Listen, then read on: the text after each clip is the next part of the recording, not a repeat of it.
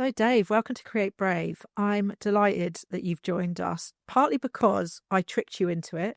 We met at the Function Body and Mind event, and you were speaking, and I sat and listened to you speak for an hour. And at the end of your talk, you said, "Does anyone have any questions?" And I put my hand up and said, "Will you come on my podcast?" You did. I did. And I trapped you. You did. So, thank you for being here, even though you couldn't say no.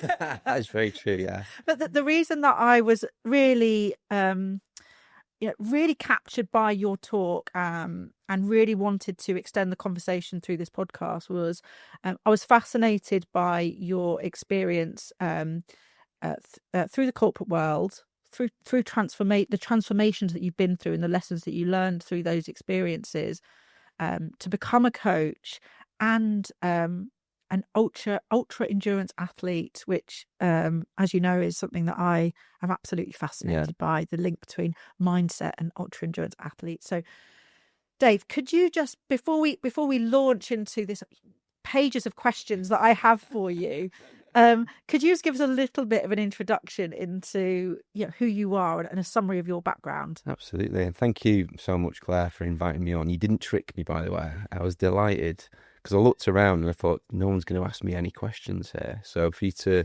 invite me on was an absolute pleasure, and I'm delighted to be here. And I could tell there was common ground, I think, when we first met at that event.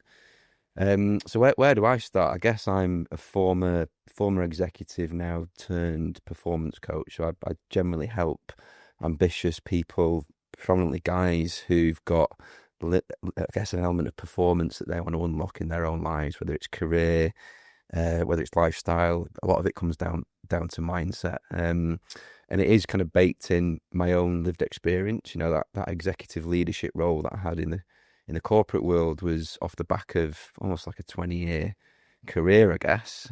Started off in financial services, learning my craft, if you like, as a marketeer, with a brand called First Direct, part of HSBC Group.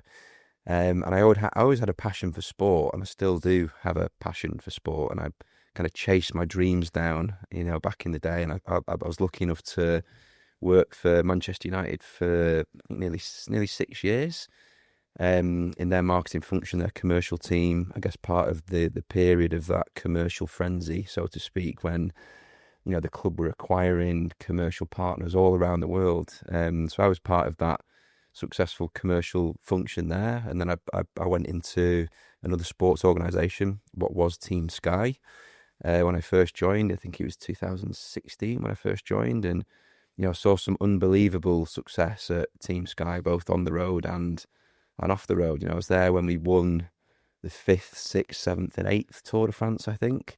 Part of the, I was quite exposed at the time because I went from kind of small fish in a big pond to being the custodian of one of the biggest, I guess, sports brands in the UK at the time. And yeah, it kind of led me down the path of getting into an executive role outside of sport. I kind of left sport. I can't remember what year it was now. He's back coming out of COVID. I left sport and went into a private equity-owned travel business, I spent 3 years at Travel Council as a local business to the northwest. I was on the exec board there as the customer director, leading their marketing functions. And then, that kind of brought me into this world of coaching in many ways. I've been on my lived experience through the corporate world, and equally outside of that, I started to really question myself quite a lot. If you're exposed to coaching, that deep kind of inner work can lead you down some paths that can be quite profound in terms of who you are, your identity, what you want to achieve. And that really empowered me as an individual. And actually that's kind of what gave me that platform to believe in myself and I guess scratch an itch that I'd had for years and years and years, which was, I want to do something myself. I want to build something myself. And that led me down the path of launching onto my coaching business, which launched in November last year. And that's me predominantly coaching one-to-one, but equally helping corporate clients as well with cultural transformation or building teams and elevating performance. Was there like a turning point from you've obviously been someone who's always kind of pushed yourself the type of Yeah. roles that you've had and the rooms that you've been in. But was there do you see a point of transformation? Does transformation sound like too big a word, or was it more organic for you, the kind of change of attitude and approach? I love that question, Claire. I love the framing of it because I think people attach transformation to like a big, scary kind of paradigm shift, don't they? It's and it can be quite overwhelming. But actually, for me, transformation is just about a mindset of human beings are not fixed; they're dynamic individuals, right? If you think you're a fixed object, then you're not going to change or transform. And for me, I always try to adopt that mentality that I'm not a fixed individual and therefore change is inevitable, growth is inevitable. So I kind of adopted that approach throughout all of my career. And when I got those signs and signals that things weren't quite right for me as an individual, or I needed to shake things up, or I was just feeling a bit predictable or a bit comfortable or just dissatisfied, that was I guess a signal for me to take some action and do something about it. Doesn't mean to say it was always easy. It wasn't always easy, and it never is, and it still isn't for me now, right? I guess it's just part of my identity now. I wouldn't call it huge transformations. It's just I guess an incremental development and incremental changes over a period of time, and all of a sudden, before you know it, your identity is shifting, and you've become a different version of who you were 12 months ago, 2 years ago, and people say, you've changed or you're different. It's like, well, yeah, because I'm a human. I'm not fixed. I really, really relate to that idea of change over a period of time that actually becomes quite significant, almost like a complete shift in your life, but actually doesn't at the time, just feels like you're on your own kind of natural journey. Yeah. But for you, and one of the things I really relate to, because I think it's quite similar to me as well, to you, that turned into you taking on some quite intense, incredible challenges, one of which I really want to talk about, which is this, was it 250 kilometers through the Namibian desert? That's right, yeah. That you took on foot over 5 days, completely self-supported. Just tell me a little bit about, first of all, why? That's the question, isn't it, that everyone asks, and it's the one that you ask yourself, isn't it? But I think you and I can probably agree on this, Claire, that it's not about the medal, right? It's not about the chuffedy badge that you get at the end of it. That's nice. Yeah. It's nice to wear the T-shirt. It's nice to have the medal hanging around your neck. But that's Yeah. definitely not the reason why I do that type of thing. And I'm sure it's not the reason why you do that type of thing. I think, the reality is when I reflect on that, in the modern world, and specifically in the typical corporate space, if you like, then things become predictable quite often, and things can become comfortable as well, and then you can start to become a kind of sedated version of a human being, and you kind of forget that actually humans are not here on the planet to walk the same sort of 10 square meters of carpet every day and sit in boardrooms looking at PowerPoint presentations and stressing about an EBITDA number. It's just not natural for us to be doing that, and you kind of forget what you're capable of in many ways, or forget who you are. And for me, the desert was a bit of a profound event that I wanted to do to, I guess, remind myself of who I am, what I'm capable of. Put myself in those situations where I was kind of forcing discomfort, both from a physical point of view in terms of the pain that you go through, but equally, I think, from an emotional standpoint as well, just to force that, to really remind myself of who I am, what I'm capable of, what human being is supposed to be here to do, which is not to be sitting around talking about numbers and PowerPoint presentations, right? It's part of life, I get it. But for me, putting myself in that environment and continuing to do that is something that I feel is a requirement for me, to be honest with you. That's how I view it. It's like a physical manifestation of that internal change, that incremental change that you're doing. Totally. And one of the things that I love about doing these challenges is what it brings you in terms of building up that self-belief. And we've spoken previously, Dave, about, and I know we were kind of aligned on it, that toolbox of of self-belief that you build up as you do these hard things, prove to yourself that you can do hard things. Having said that, 250 kilometers through the Namibian desert is a pretty tough challenge. And one of the things that I was thinking about when I was preparing for this discussion was like, how do you know when you are ready to do something that extreme? Because in many ways, the courage it takes just to say, I'm ready, I'm going to put myself out there, that mental fortitude that you need in order to put yourself into that position alongside those other athletes. So much of our lives are filled with self-doubt and comparison and not feeling good enough. And then to go and be courageous enough to put yourself in that position and feel that you can do it and believe you can. Where did that come from for you? Or were you standing at the start line thinking, I don't know if this is possible? Yeah, I think all of the above, right? So I think what I've learned over my experience, I guess, not just in terms of the events that I do, but in terms of my work and the corporate life that I've had as well, is that if you continually wait for that moment where you are ready, then you just end up in that world of procrastination and never taking any action, right? That's a truth. That's a belief that I hold now, which helps me take those big calls and make those big decisions. But it doesn't mean to say that you don't have to stack some evidence to get you to a point where you've got enough of that forebrain thinking banked, or at least enough evidence banked to then take that leap of faith. And once you've taken that leap of faith, you've just then got to trust your belief system, trust your gut, lean into all that self-doubt and try and avoid those kind of booby traps that we all fall into, which is that comparison that, we've spoken about, comparing yourself to others. I certainly fell into that in Namibia on occasions, for sure. But then it comes back to that evidence base that you start to stack up. I'd kind of built up enough experience. I'd done Ironman events. I'd done ultramarathons before.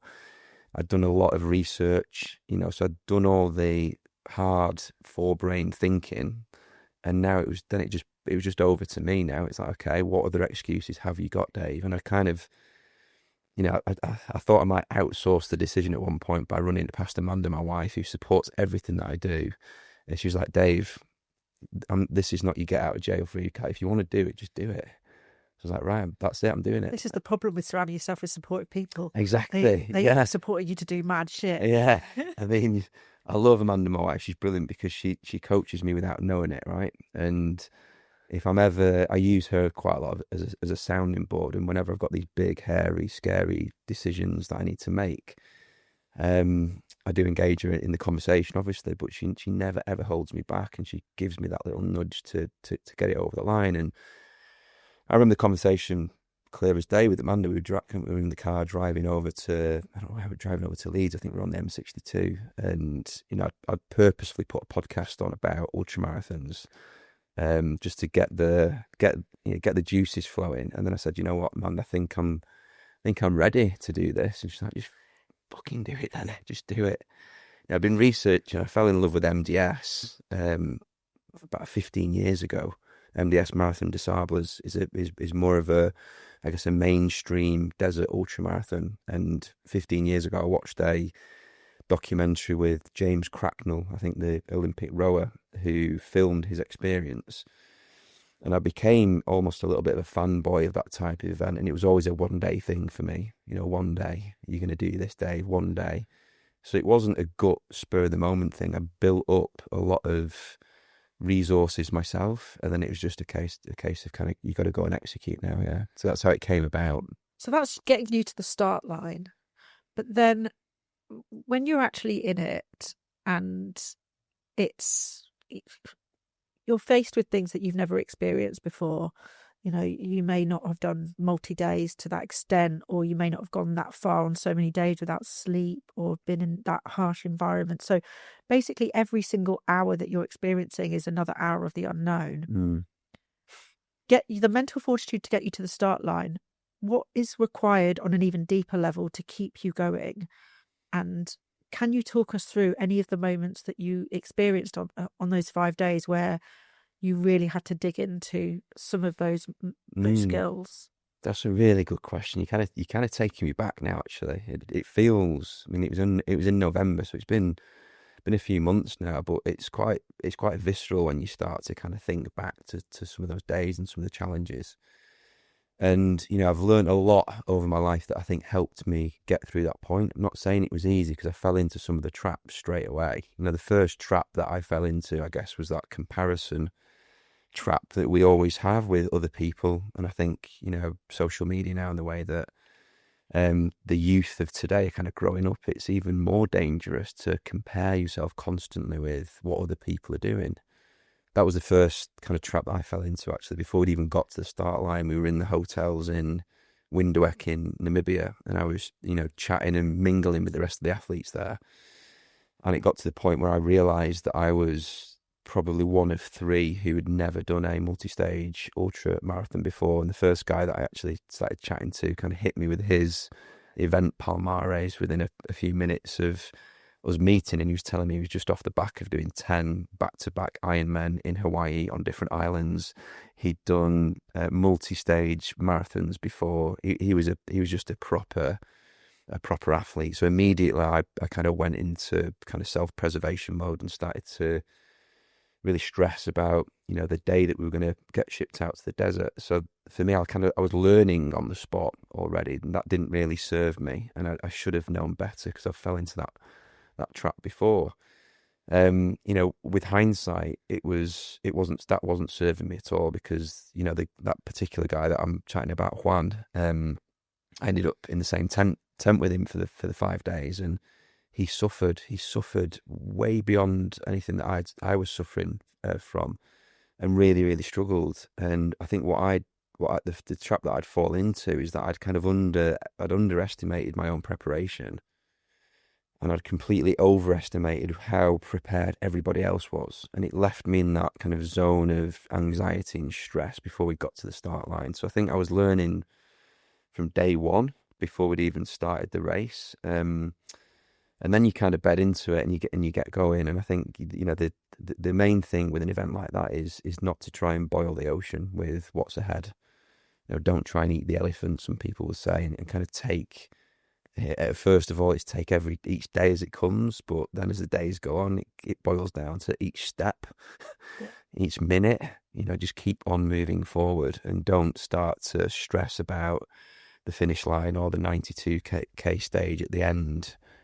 Deal with that when it comes. Just think about one step in front of the other. Checkpoints are really, really useful when it comes to an event like that, because they're spread out, so you can kind of break down the experience into bite-sized chunks, which goes for any huge undertaking, right? Whether it's a work project, whether it's it's something to do with a relationship that needs fixing, whether it's a conversation with a colleague, whatever it is. Try not to boil the ocean with the task in hand, and just kind of break it down into bite-sized chunks. That was something that really carried me through the whole experience, because otherwise you get overwhelmed, which just leads to inaction, and that's where you're going to fail, right?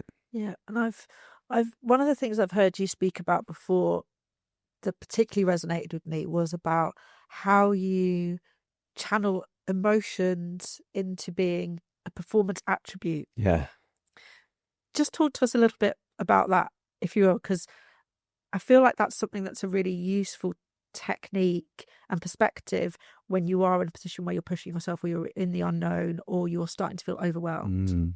I absolutely love that, and it is something I coach all my clients on. So, you meet people sometimes in your life, right? Or there's moments in your life where you have some kind of profound breakthrough, or something just lands with you, and it's game changing for you. And that happened with me when I joined Team Sky, actually. And I joined a team which had access to Dr. Steve Peters, who wrote the Chimp Paradox. So, and Steve interviewed me when I joined the team, and he talks a lot about how to use emotions, right, and what emotions are, and what your belief system is, and how that can enhance you as an individual. And he was there working with some of the best athletes in the world and changing their performance. So I was thinking, this sounds like it could work. believe it or not, I was early 30s at that time. I didn't really care about my emotions. If anything, I was probably suppressing them. And that was a bit of a profound moment for me, because then I started to realize that actually, yes, emotions will either work for you or they will work against you. And largely it's a choice. Okay, you're in control, and it's a choice. And if you can reframe your thinking around what's actually happening at a sort of top line neuroscience perspective, it can help you through these moments of challenge and moments of struggle. So for me, emotions are all basically, it's just feedback. It's just feedback at the end of the day. And when you fast forward to it, when I was in the desert, I would suggest that probably 80 or 90% of the time over 5 days, you're in a level of pain, either physically or emotionally. And the emotion shows up in different ways. It's either fear, stress, anxiety, overwhelm. And for me, it was a case of, okay, let's just step back and recognize why this is happening. What's happening, and what feedback are you getting from this? And how can you change your behavior or change your actions accordingly to make sure that you're focused on the goal, right? So, giving you an example, the last stage was 93 kilometers, I think, which is a huge undertaking. I'd never run that distance in one go before. And my emotions were taking over completely, to the point where I was in so much physical pain. My emotions started to kind of trigger as well. So self-doubt started to come in, fear, anxiety, self-talk started to go around in my head. I'd say maybe for 3 or 4 hours I was suffering with physical pain and emotional pain. So I had to kind of rewire the system at that point and remember all the work that I'd been doing with myself and my coaches over the years, and just reframe what was actually happening. And it enabled me to think about, okay, the pain that I'm feeling emotionally doesn't have to happen. You can kind of reframe that as something else. Stop, think about what you're doing, think about why you are doing this, and that reframing of that emotional response in my mind saw me through the rest of the day, to the point where the physical pain didn't disappear, but actually the emotional pain and the psychological pain had been reframed. So it almost became a bit of an out of body experience in many ways, and it helped me get to the finish line. I mean, that's an extreme example, but other examples would be if you're walking out onto stage, for example, and you're speaking in front of people, or you're going into a board meeting for the first time. Okay, all of a sudden your emotions start to kick in, and you feel like it's a life or death situation, and it isn't. It's just that your chimp brain is going into survival mode, right? And you feel threatened. And if you start to feel threatened and feed the threat, then you're going to underperform. You're going to freeze up, or you're going to flight, or you're going to fight, and it's not going to serve you. So that's helped me over the years in a professional sense, in many ways as well. I love that you described it as an out of body experience, because when I think about the chimp paradox, which is an absolutely brilliant, I think, way of understanding how the human brain works in a simplistic and accessible way that helps you to understand that reframing process of emotion. You've got the computer, the hard drive, you've got the chimp, which is your natural instincts, and you've got the human, and being able to navigate those three beings all at once. Having that out of body experience, that almost helicopter view of what's going on in your own head, gives you that sense of calm, because you can then rationalize and understand where these thoughts are coming from and what they actually are. And thoughts in themselves are just that, they're just thoughts. And really God, it's so simple, but it's so powerful.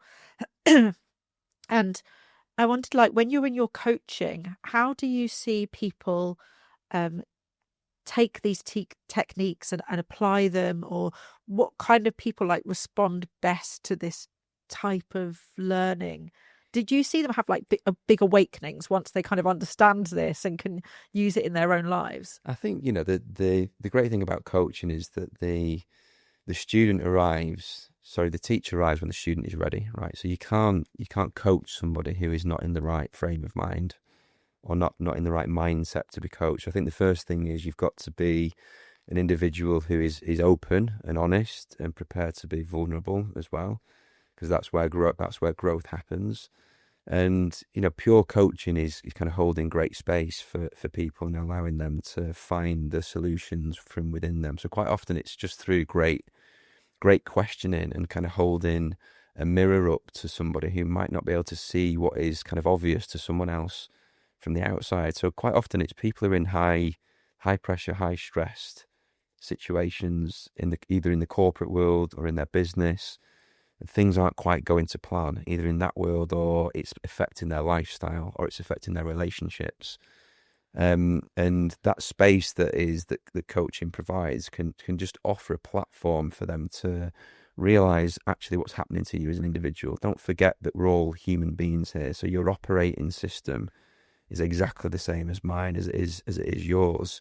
And as soon as you can start to realize what's actually going on, you can then start to kind of reflect on what interventions can I make as an individual.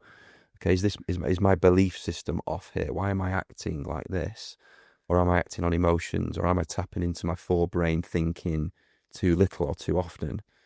And that sort of perspective can really help with those what people call penny drop moments, right? So there are moments, of course, in coaching with clients where people feel as though they're stuck. I'm stuck, or I'm stagnated, I'm frustrated. Quite often it's just a different perspective. So quite often that just means you're leveling up. Okay, I'm out of my depth. You're not out of your depth, you're leveling up, right? It's natural. This is natural. It's a natural response to the environment that you're in. And it is, a lot of coaching does come down to kind of that holding space, but equally allowing clients to understand that it's normal. What you are going through is absolutely normal. It's how you respond, which is going to change your performance and change your behaviours. Yeah, I think there's two things that kind of come into my mind when you speak like this. One of them is that the idea of removing the victimhood of someone who feels stuck. Yeah. And a lot of the time we all fall into the trap, don't we? Because it's so much easier to project that feeling of being made to be in a situation that we cannot get out of, and that having that situation forced upon us, rather than owning the situation and understanding that the reason we are in that situation is because of the decisions that we've made previously that have got us into that situation. And as much as we can, there are things that we can control to get out of it. And I guess the other thing is about, and this is my shudder words that I hate to say, but I'm going to say them because I'm sick of hearing the phrase idea of imposter syndrome. And I think it's another way that we kind of almost like have adopted a sense of victimhood. I've got this imposter syndrome. Somebody help me solve this syndrome, which I have, rather than taking a more accountable and realistic and calm view of the sense of I'm going into a situation where I feel afraid or nervous, or this is the unknown, and that is perfectly normal that I feel anxious, and I am just going to do the right things to get myself as the best of I can out of that situation. Do you think that do you think that we are using too many phrases and labels and names like imposter syndrome to almost prevent ourselves from taking accountability for our own 100%. Decisions and moving forward? Yeah. 100%. I know. I totally align with that, Claire. That imposter syndrome is just not useful at all. If you think about what it is, it's just you're basically just doing something you've never done before. Yeah. That's it. And you hear of people say, "Oh, I've got imposter syndrome," or "Such a body has imposter syndrome." No, you don't. You've not been diagnosed with anything. Your doctor's not diagnosed you with it, and you're not an imposter. Okay, you're just doing something that you've never done before. And I think that's but I think some people can kind of wallow in it quite a bit, and it holds them back because they prefer that comfortable life. But actually, that comfortable life over a long period of time is not going to serve anybody, because that's when it leads to that stagnation, frustration, resentment of yourself. Okay, so that's where coaching can really help to intervene. Okay, so it's recognizing it up front, and as you rightly say, Claire, it's taking personal accountability for it. So I am not a victim of these circumstances that I'm in. These circumstances that I am in are a direct result of the actions and behaviours and the decisions that I've made up until this very point in time. That's a complete reframe. So it gets you out of victim mode and into sort of creator mode, right? Yeah. And even to the point where you have it in the corporate world all the time, right? So we can't do anything about this because of market conditions, or I'm stuck because of market conditions. I'm outsourcing the situation that I'm in to the world, and everything is happening to me. So it's almost like a get out of jail free card for people to just feel stuck and just express this stuckness on themselves and everybody else. And it's just not useful.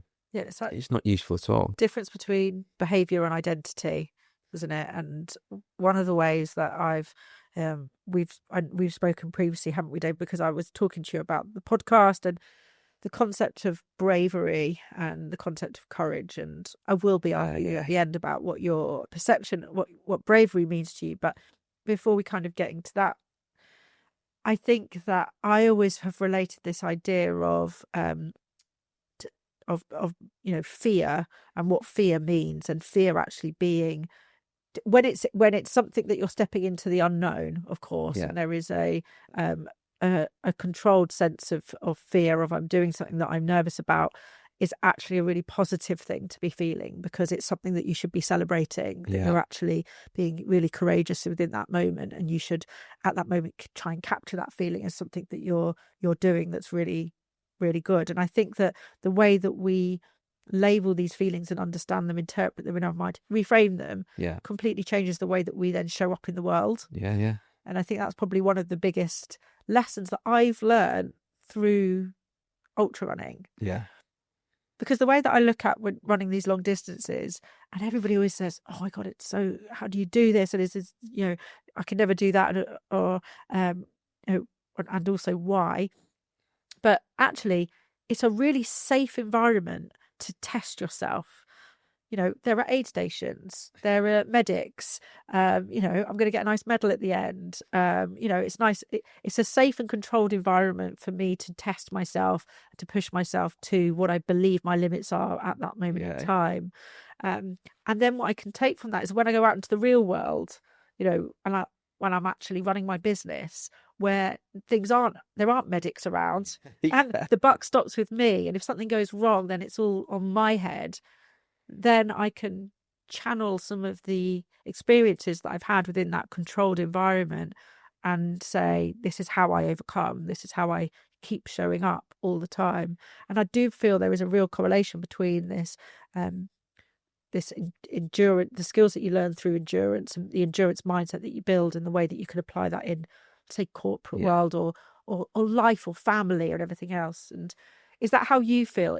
Do you feel that when you started applying yourself into ultra endurance, sports, it triggered something in you in the way that you show up in the rest of your life? I think it did. There's quite a lot in there, Claire. You've obviously you've had some profound experiences yourself. I can tell, right? But I think there is, anything, when you put yourself in those environments in any endurance sport, you're right, that it's you against you at the end of the day. So it's a controlled environment. You can always just stop. You can stop, but you don't want to. You keep going. You want to get to that finish line. You want to test yourself. You want to push the limits of what you believe you're capable of. And it's a safe environment to do that in. And I think that you're right. As soon as you can test yourself and level up in one arena, it stacks that confidence evidence that you've got to then be able to apply it in any area of your life. So I totally get that. And I think the point around fear is quite an interesting one, because actually when you start to drill down what people are fearful of, it's normally invalid, right? So they're normally fearful of failure, usually they're fearful of failure. And the reason why people are normally fearful of failure is because they're worried about what other people think. So it's all driven from external stimulus. So even me, when I started onto coaching business, the thing that held me back for a few years before I did it was the fear that I would fail, because other people would then think I was a failure. I was like, why are you feeling like that? People don't really give a shit, Dave. They don't give a shit about you. They really don't. So it's yourself that's holding you back. And really, when you start to, so what you're fearful of effectively is critics. Whether it's an ultramarathon or failing an ultramarathon, or whether it's starting a business or doing something different, or even going on stage and doing a speech, the fear of failure that you have in that environment is the fear of what other people are going to think of you. Yeah. Okay. And I love the phrase, it's not the critics that count, it's the man in the arena. Yeah. So it's from a unbelievable book called Daring Greatly. I absolutely love it. Some of those lines that just hit you right between the eyes, and you think that is absolutely spot on. And it's from a quote from Theodore Roosevelt. So it's not the critics that count, it's the man in the arena. If you onboard that as a belief system, fuck me, right? That is empowering, because you start to just, everyone else just doesn't really matter. So liberating. And I do think that some of this comes with age, and I don't want to romanticize it too much, but I swear I woke up on my 40th birthday and was like, I don't give a shit.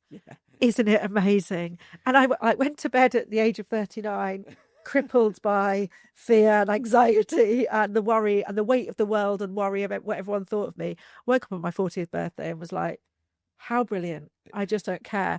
And, it's not quite as simple as that, obviously. But I do definitely feel that as I got older, and I don't know if it's particularly powerful as a woman entering your 40s, that you do suddenly have a sense of, I'm just going to, this is my life, and I am unconcerned by making everything perfect for everyone around me to judge. Things like recording a podcast, putting content out on LinkedIn and sharing things. Both you and I do that a lot, and it can be very scary at the beginning to put yourself out there, even in the smallest way. But I think once you free yourself of the anxiety of what other people think, but also at the same time realize nobody else actually cares, and nobody else is really looking because they're too busy concerned about themselves. Absolutely. And you carry that really compelling quote, like, the critic doesn't even matter, be the man in the arena. You've suddenly given yourself this liberation to do whatever you want with your life. And I think the younger people are, that they can capture that, don't wait till you're 40, the more amazing that people's lives will be. 100%. And it's like, I feel like an old man sometimes, right? I've got a little boy who's 11 and a little girl who's going to be 9 soon. And you try, don't you? You try to impart your wisdom on people, but if they're not ready, they're just not ready at that age, and they might not be ready till they're 40, right?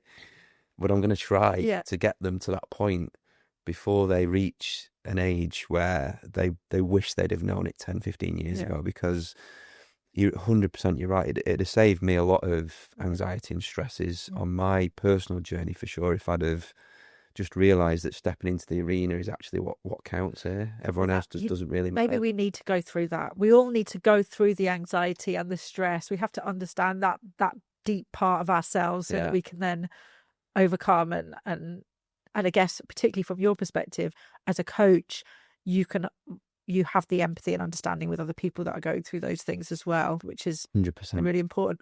I wanted to talk to you about values, because you hear a lot of coaches and people talking about how important it is to have this almost like DNA values, benchmarking yourself and your actions through your life, and it's how you make decisions or define yourself, or it's about who you are. Talk to me about values. That's a deep one, right? It is, yeah. I lived a world, Claire, where values are really important in my corporate, not personal values, I'm talking about just values in my kind of corporate life, because I was in brand, right? My career was building brands and being a custodian of brands, and people talk about, okay, value, what you start, a brand is not a logo, right? You know that. It's more than that. It's about what matters to you as an individual and how that is expressed externally in an authentic way. And I started to realise that I could kind of ream off the values of the brands that I was working with really easily. And then I was like, okay, well, Dave, what about you?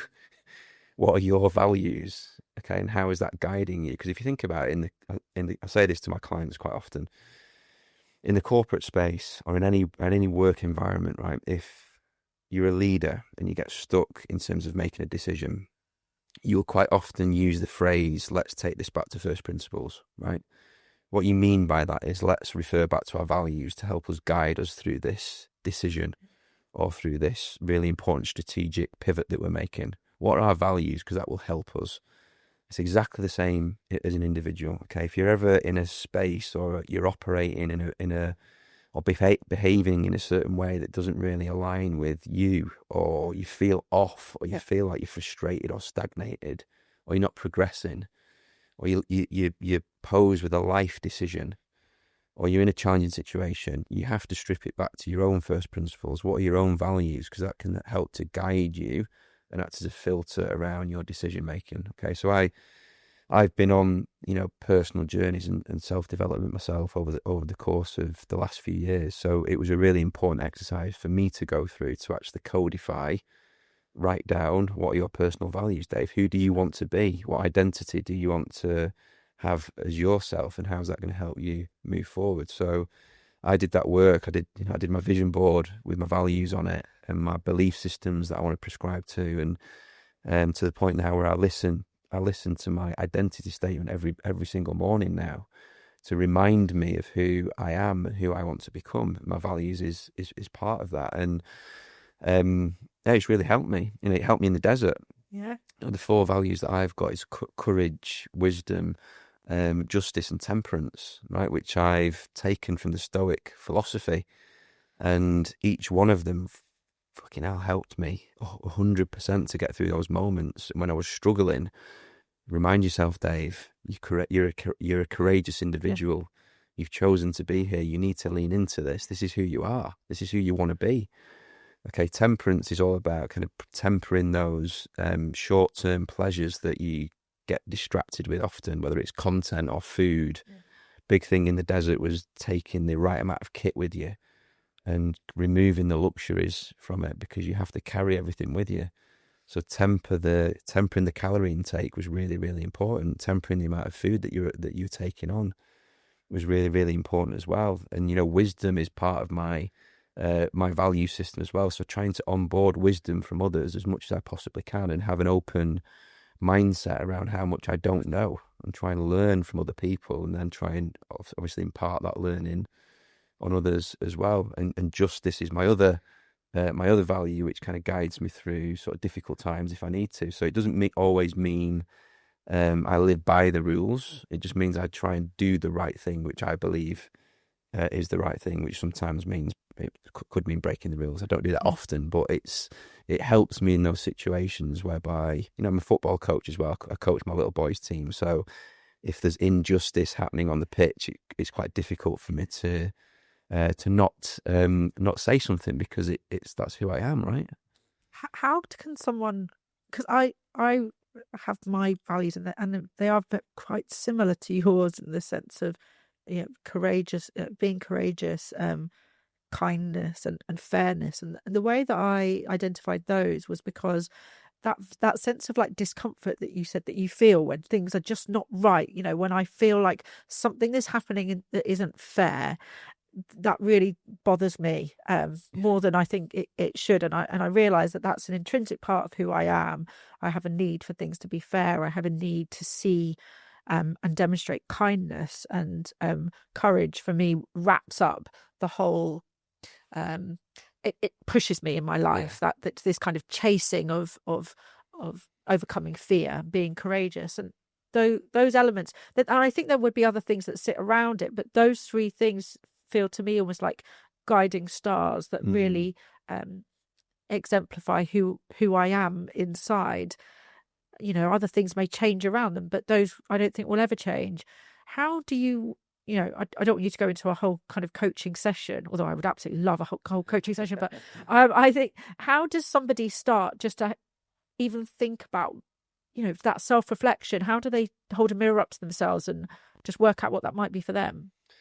Well, I think it starts with recognizing where you're getting frustrated, I think, because there's an element of what they call cognitive dissonance, right? So if you feel you're frustrated, you might be performing really well, okay? You might be a high flyer at work, a business owner, ambitious, everything on paper is like brilliant, CV, LinkedIn profile, all looks fantastic, but you've something is frustrated within you. So I think it's first of all recognizing what's frustrating you, because that's where you get that dissonance. My actions and behaviors are misaligned to who I am.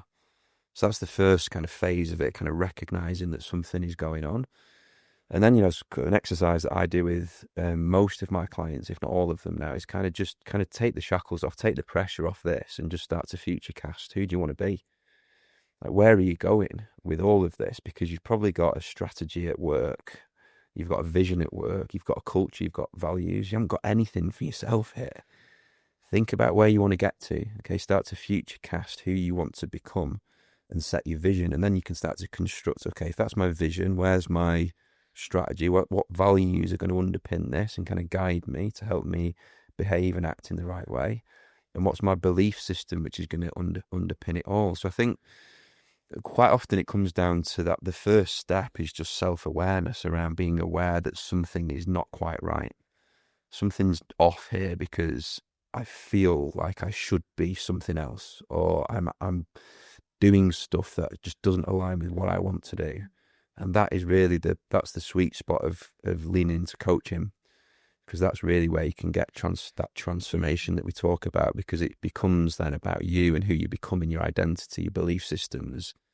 You start to address that, then your actions and behaviors just start to flow in the direction that you want to go in. Yeah. So it's almost like an automatic thing. I bet when you first start working with a client and you get through those first conversations, and then you finally get to the point where that box has been opened, and you're having, that's almost like shivers down the spine type thing, because you're like, we're on it now. Yeah. We're in it, let's go. Like, we really can start building now, because we've being vulnerable and being honest and self-aware.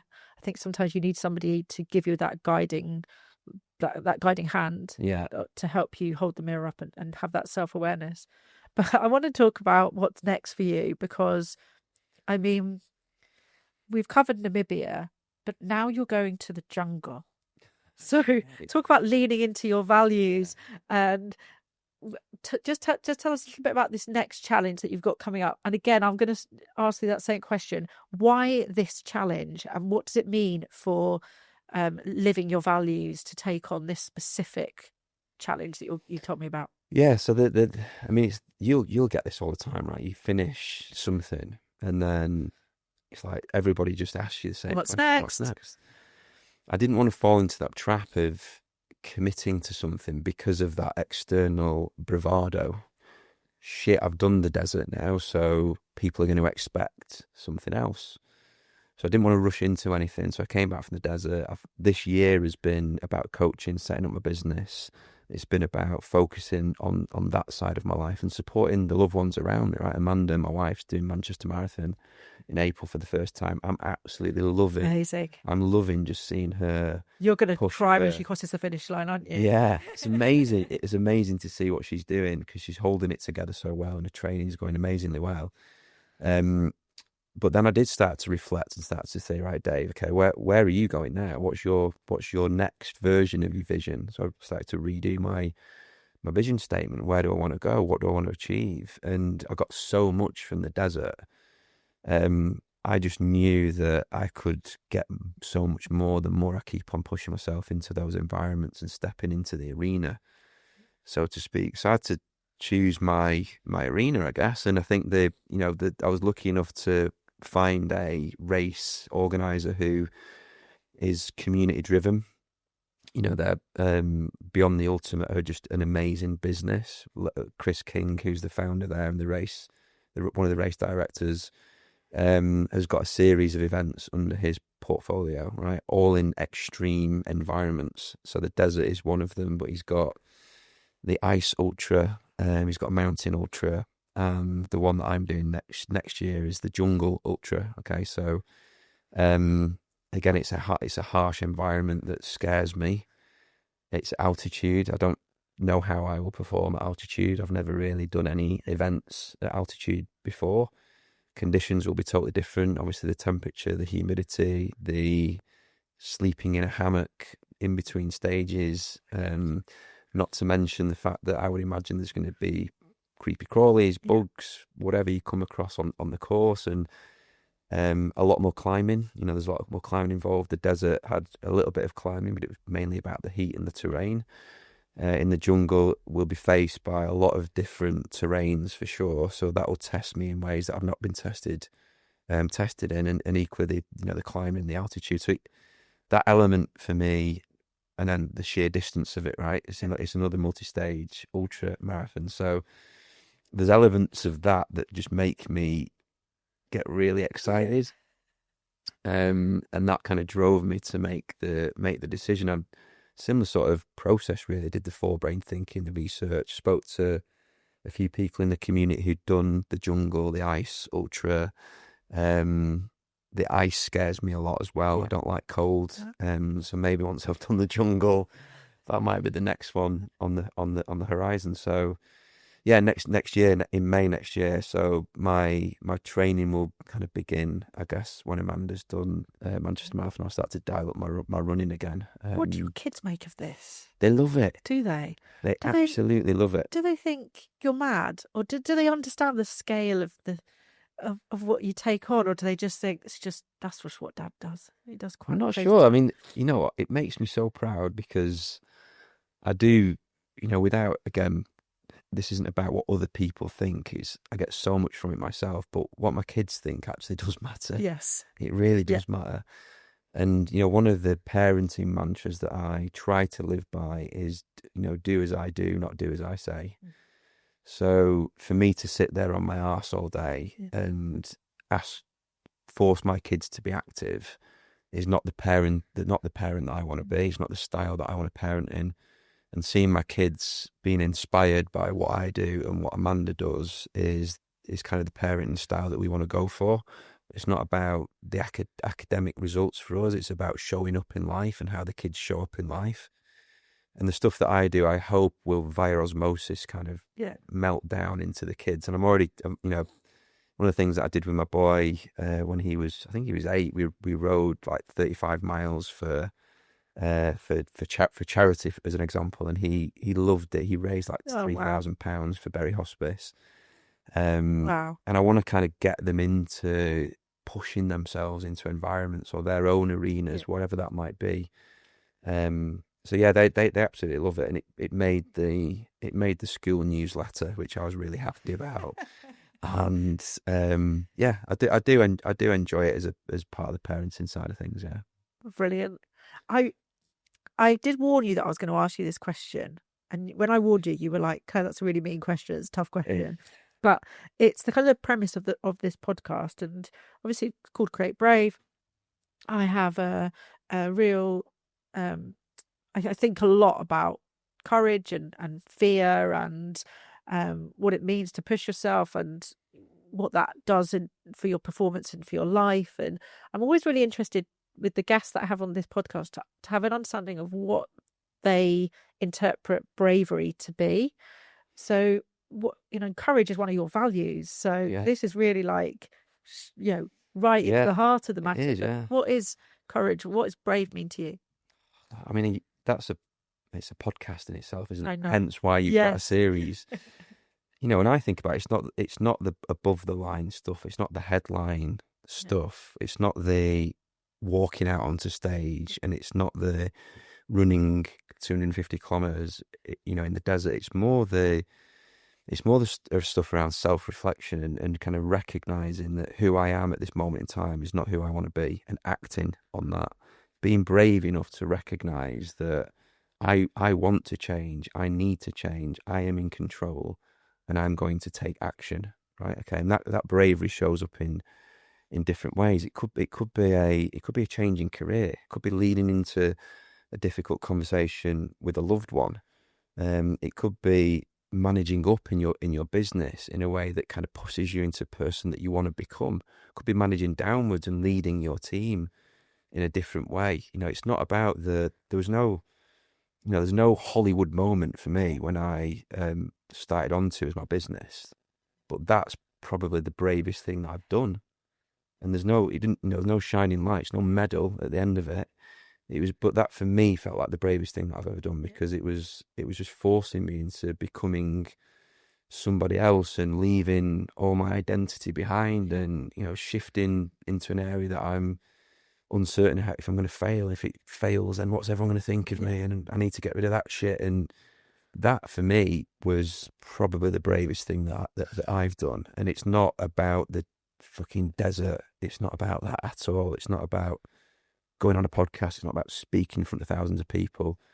Those acts might feel brave in that moment, but for me, it's more about the below the line stuff and the inner work and how you act and change yourself from within, as opposed to kind of resenting yourself over time because you've just dealt with comfortable situations. You never really kind of lent into any change. So a long response there. Oh, it's brilliant because you've brought us all the way back round to the point that you made right at the beginning of this podcast when you were talking about the incremental changes rather than the big transformations.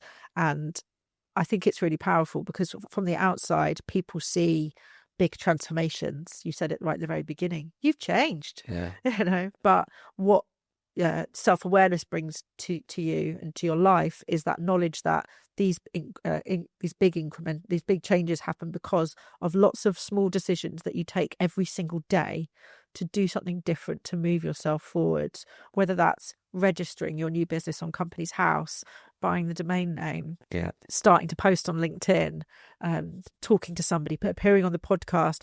All of those are the smallest steps and all of them take courage. And I think that that's a really powerful message because, a lot of the time we celebrate so much the headline and the medal and the big achievement that appears on the Instagram reel. And what we don't see is the celebration of the small incremental steps that each and every one of them requires a big, focused, courageous mindset to keep going. Yeah. And that is, that's endurance. Yeah. And I love it. Yeah. Dave, thanks so much. Like, I know I have a real sense that we could just talk and talk and talk for hours, but I also feel like, we might just have to do coaching. I think I said as well at the Body and Mind event, I was like, next time I'm doing an ultra, I just want you on speed dial. You just keep sending me little WhatsApps of like little genius things to keep me moving forwards. It's fascinating to talk to you. And I'm so grateful that you've shared your like knowledge and experience. I think there's real actionable frameworks and mindset techniques that you've shared that are useful for anyone to deploy within their lives. And I think it's really powerful. But if people want to find out more about you, about Onto, follow you, where's the best place to do that? Well, I do have a website. You can find me at onto-coaching.com is my website. Otherwise, I'm trying to hang out more on LinkedIn. You can find me on LinkedIn. That's pretty easy as well. Great. Thanks so much for coming on, and best of luck in the jungle. Thank you. Keep posted. Thank you, Claire.